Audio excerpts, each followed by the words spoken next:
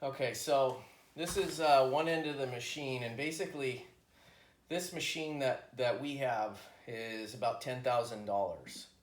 Um, it's a giant vacuum with a HEPA filtration system attached to one end of it, and this it's super powerful. This brush actually goes up inside the duct system, and it's got so much suction on it, it creates a negative pressure, and this brush spins and wipes clean the inside of the duct as it sucks all the dust and debris into this hose and into the HEPA filter.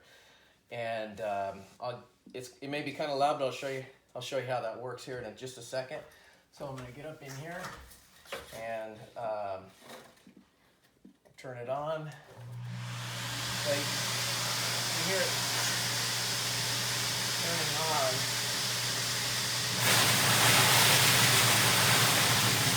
Basically,